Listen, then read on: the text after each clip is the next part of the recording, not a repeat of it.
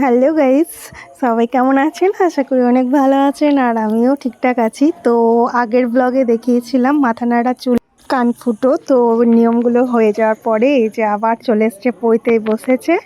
তো গোটা পৈতেটাই তোমাদের সাথে মানে তুলে ধরলাম, শেয়ার করে নিলাম আমার ছেলের পৈতের টুকরো টুকরো আনন্দগুলো। তো বেশি ক্লিপ তো রাখতে পারিনি, তবু ব্যস্ততার মাঝে যেটুকু আর কি আমি কালেক্ট করে রেখেছিলাম সেই মোমেন্টে করা হয়নি। তো এখন যখন একে একে আপলোড করছি ভালো লাগছে, সকলের সামনে তুলে ধরছি। আর মানে সব মুহূর্তগুলো আমি কালেক্ট করলে খুবই ভালো হতো, কিন্তু যাই হোক হয়নি। যেটুকু আছে আমি সেইটুকুই সকলের সাথে ভাগ করে নিচ্ছি, আমার আনন্দের মুহূর্ত। তো যাই হোক, পৈতেটা এই যে কমপ্লিটের দিকে প্রায়, মানে ভিক্ষে দেওয়া চলছিল। তো আমি প্রথমে ভিক্ষা দিলাম।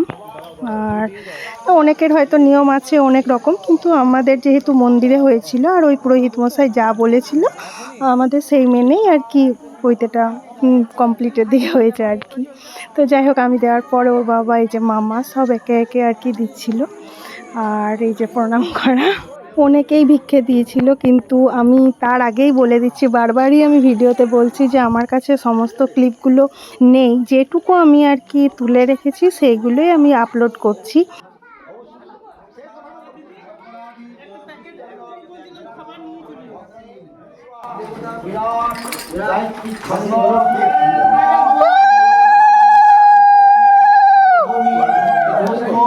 পৈতে প্রায় শেষের দিকে, সকাল থেকে গেছিলাম, প্রায় দুপুর গড়িয়ে গিয়েছিল পৈতে হতে। তো তারপরে এই যে ভিক্ষে মা আর ভিক্ষে বাবা মন্দিরের ভিতরে বাবার সামনে, মানে মহাদেবের সামনে এই যে মুখ টুক দেখছিল, আর পুরোহিত মশাইও ছিল।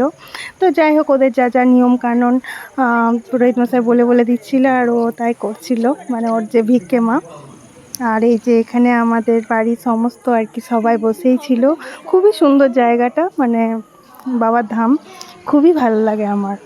তো এই যে সবাই আর কি বসে আছে, অনেকে খাওয়া দাওয়া হয়েও গেছে আর অনেকে খায়নি যারা ভিক্ষা দিয়েছিল।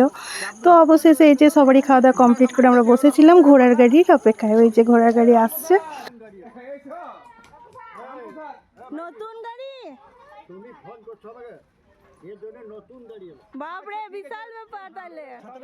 তারপরে এই যে বাইরে খড়ম আর ছাতাটা দেওয়া হয়েছে, মানে মন্দিরের ভিতরে কিছু নিয়ম ছিল যেগুলো বারণ ছিল। তো তারপর আমার শখের জন্য এই বাইরে ও খড়ম আর ওই যে ছাতা যে বোম্ব দিয়ে ফটো তোলা হলো আর কি বাইরে। তো তারপর যাই হোক, ফাইনালি ওখানকার কাজটা কমপ্লিট করে আমরা সকলে মিলে বেরিয়ে গেছিলাম। এখন আমরা, তো চলো এরপর কোথায় কি করছি না করছি সাথে থাকো, অবশ্যই তোমাদের সামনে তুলে ধরবো যেটুকু আছে।